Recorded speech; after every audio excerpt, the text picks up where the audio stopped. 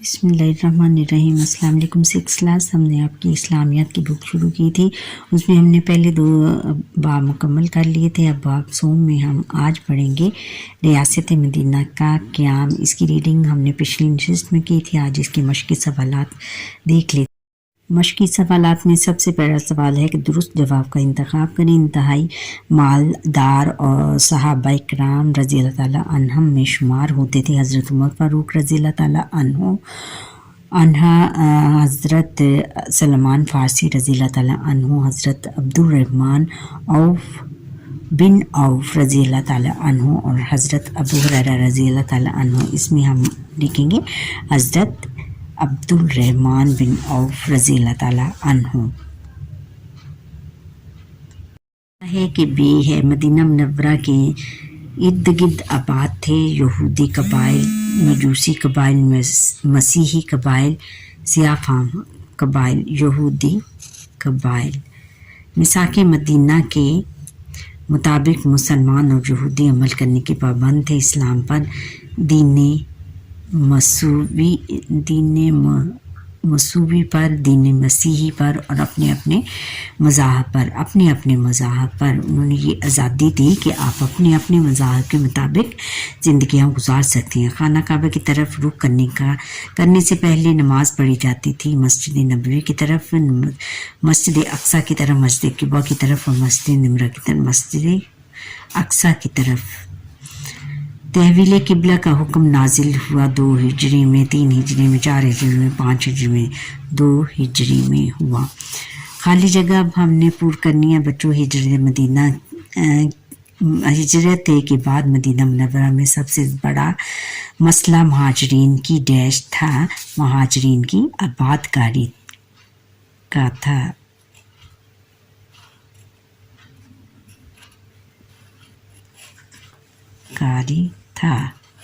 आबादकारी यानी उनको आबाद करने की फ़िक्र थी कि उनको कहाँ उनको कहाँ ठहराया जाए, उनकी रहाइश का बंदोबस्त कहाँ किया जाए। अच्छा, अब तहवील किबला के हुक्म के वक्त नबी करीम खातम नबीन सल्लल्लाहु अलैहि वसल्लम डैश की नमाज की इमामत फरमा रहे थे।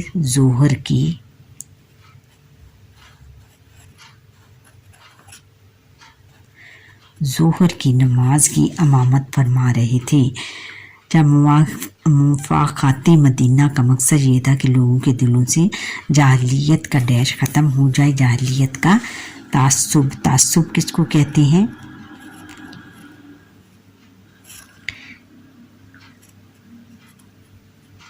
तासुब यानी उनके अंदर जो थी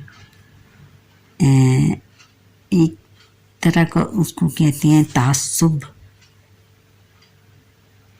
जाहिलियत में ये तासुब यानी अपने अपने कबीलों के बारे में वो बहुत ज़्यादा प्राउड थे, यानी तासुब रखते थे एक दूसरे के। जो बढ़ाई उनमें ये था कि हमारा कबीला सबसे ज़्यादा जो है सुपर है, बहुत ज़्यादा गरूर और तकब्बुर पाया जाता था। यानी दूसरे वर्ड्स में मिसाके मदीना का अमन आलम का पहला तहरीरी, मिसाके मदीना को अमन आलम का पहला तहरीरी डैश कहा जाता है, दस्तूर कहा जाता है।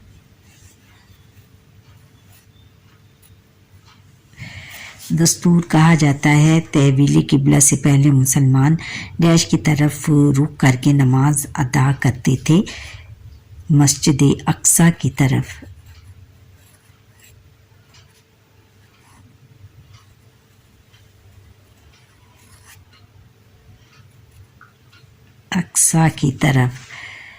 अच्छा, अब हमने बच्चों सवाल नंबर 3 है कि मुख्तसर जवाब दें। कुरान मजीद में किस वजह से इंसार की तारीफ़ की गई है?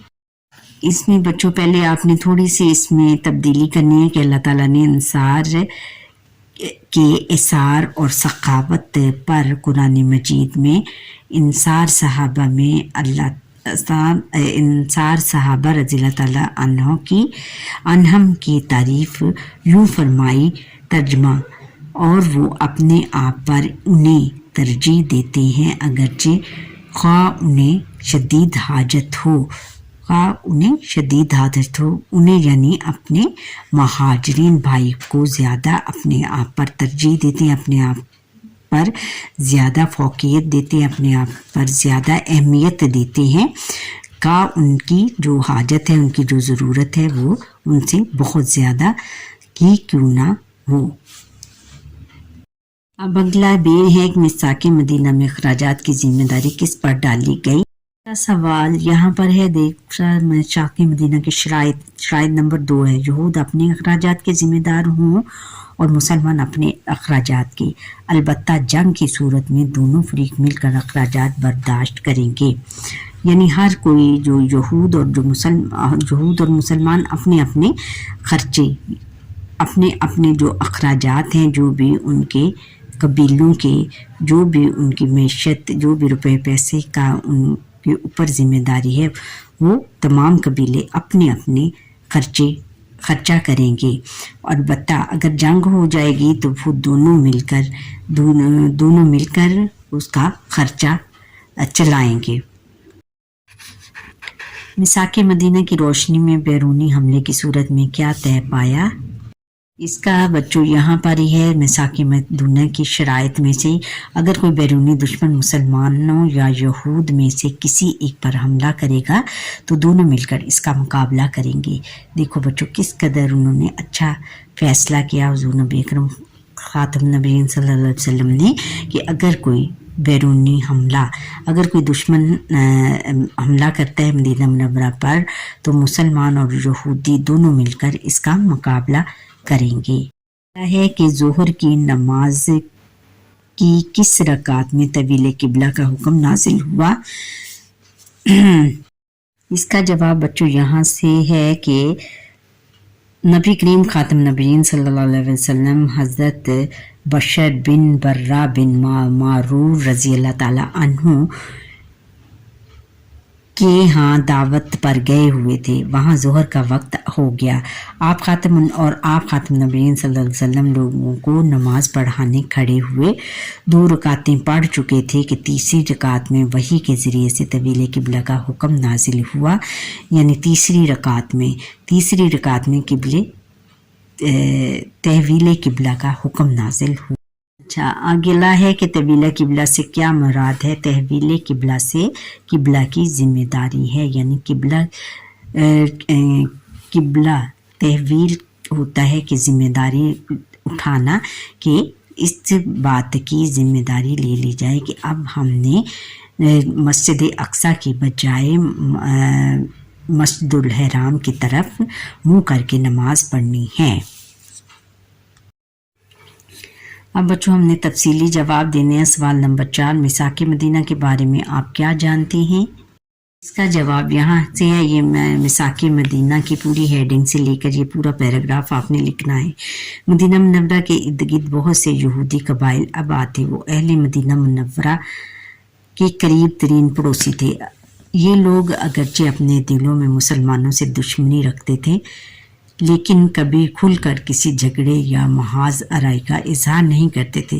رسول اللہ خاتم نبیین صلی اللہ علیہ وسلم نے مسلمانوں کے درمیان عقیدے، سیاست اور نظام میں اتفاق کے ذریعے اسلامی معاشرے کی بنیادیں مضبوط کر لیں تو غیر مسلموں کے ساتھ تعلقات کی طرف توجہ فرمائی، یعنی جب انہوں نے اپنے درمیان عقیدہ کیا تھا ہمارا، اسلام کے عقیدے، سیاست اور نظام میں اتفاق کے ذریعے اسلام معاشرے کی بنیادیں مضبوط کر لیں تو غیر مسلموں کے ساتھ تعلقات کی طرف توجہ کی، پھر انہوں نے غیر مسلموں کے ساتھ تعلقات بڑھانے کی طرف توجہ کی۔ اس مقصد کے لیے آپ خاتم النبیین صلی اللہ علیہ وسلم نے یہودیوں کے ساتھ ایک معاہدہ کیا جسے مساک مدینہ کہا جاتا ہے۔ اس مدینے میں انہیں دین و مذہب کی آزادی اور جان و مال کی حفاظت دی گئی۔ گویا مساک مدینہ سے مراد یہودیوں کے ساتھ کیا جانے والا ایک معاہدہ ہے جس میں ان کے ساتھ پرامن اور خیر خواہی پر مشتمل زندگی گزارنے کا فیصلہ کیا گیا، یعنی اس میں یہ فیصلہ کیا گیا کہ ہم نے ایک دوسرے کے ساتھ امن اور سکون کے ساتھ رہنا ہے، اور اس کی پھر انہوں نے شرائط بھی بیان کی۔ تفصیلی سوال نمبر 2 ہے کہ تحویل قبلہ پر نوٹ لکھیں۔ ہم نے یہاں سے لکھنا ہے تحویل قبلہ، یہ پورا آپ نے لکھنا ہے۔ مسلمانوں کے مدینہ منورہ آنے کے بعد جو اہم واقعات پیش آئے، ان میں سے ایک واقعہ تحویل قبلہ کا تھا، یعنی قبلہ چینج کرنے کا۔ مسلمان پہلے بیت المقدس کی طرف رخ کر کے نماز ادا کرتے تھے، پھر حکم ہوا کہ اب خانہ کعبہ کی طرف رخ کر کے نماز ادا کریں۔ بیت المقدس بیتا کہاں پر ہے؟ اسرائیل میں ہے، اسرائیل، ہاں اسرائیل میں ہے، اور اس کی طرف رخ کر کے پہلے مسلمان نماز پڑھتے تھے۔ تحویل قبلہ کا حکم 2 ہجری میں نازل ہوا۔ نبی کریم خاتم النبیین صلی اللہ علیہ وسلم حضرت بشر بن برہ بن معرور رضی اللہ تعالیٰ عنہ کے اہل ہاں دعوت پر گئے ہوئے تھے۔ وہاں ظہر کا وقت ہو گیا۔ آپ خاتم النبیین صلی اللہ علیہ وسلم لوگوں کو نماز پڑھانے کھڑے ہوئے، 2 رکعتیں پڑھ چکے تھے کہ تیسری رکعت میں وحی کے ذریعے سے تحویل قبلہ کا حکم نازل ہوا۔ اسی وقت آپ خاتم النبیین صلی اللہ علیہ وسلم اور آپ خاتم النبیین صلی اللہ علیہ وسلم کی اقتداء میں تمام لوگ بیت المقدس سے بیت اللہ کے رخ پر گئے، یعنی ان کی اقتداء میں ان کے پیچھے جتنے بھی لوگ نماز پڑھ رہے تھے، انہوں نے اپنا رخ بیت المقدس کس کو کہتے ہیں؟ مسجد اقصیٰ کو کہتے ہیں۔ بیت اللہ یعنی اللہ تعالیٰ کا گھر کون سا ہے؟ مسجد حرام کے رخ پھر گئے۔ اس کے بعد مدینہ منورہ اور ارد گرد کے علاقوں میں اس کا عام اعلان کیا گیا۔ ارشاد باری تعالیٰ ہے، ترجمہ: یقیناً ہم آپ یعنی خاتم النبیین صلی اللہ علیہ وسلم کے چہرے کو بار بار آسمان کی طرف اٹھتا دیکھ رہے ہیں، تو ہم آپ خاتم النبیین صلی اللہ علیہ وسلم کو اس قبلے کی طرف ضرور پھیر دیں گے جسے آپ خاتم النبیین صلی اللہ علیہ وسلم پسند کرتے ہیں۔ تو اب سے اپنے چہرے مسجد حرام کی طرف پھیر لیجیے، اور مسلمانوں تم جہاں کہیں بھی ہو تو اپنے چہروں کو نماز کے لیے اس مسجد حرام کی طرف پھیر لو۔ یہ قرآن مجید میں ارشاد ہوا تھا۔ پھر اس آیت میں معلوم ہوتا ہے کہ طویل قبلہ کا حکم آنے سے پہلے نبی خاتم النبیین صلی اللہ علیہ وسلم اس تبدیلی کے منتظر تھے اور خود بھی محسوس فرما رہے تھے کہ بنی اسرائیل کی امامت کا دور ختم ہو چکا ہے، لہٰذا اب مرکز ابراہیم کی طرف رخ کرنے کا وقت آ گیا ہے۔ جس مسجد میں نماز کے دوران طویل قبلہ کا حکم آیا اسے مسجد قبلتین یعنی 2 قبلوں والی مسجد کہتے ہیں، جو آج بھی قائم ہے۔ یہ ہے کہ میثاق مدینہ کی دفعات تحریر کریں۔ آپ نے پوری لکھنی ہے میثاق مدینہ کی شرائط۔ دفعات کیا ہیں؟ شرائط ہیں۔ یہود اور مسلمان ایک جماعت ہوں گے، یہود اپنے دین پر عمل کریں گے اور مسلمان اپنے دین پر۔ یہود اپنے اخراجات کے ذمہ دار ہوں گے اور مسلمان اپنے اخراجات کے لہٰذا جنگ کی صورت میں دونوں فریق مل کر اخراجات برداشت کریں گے۔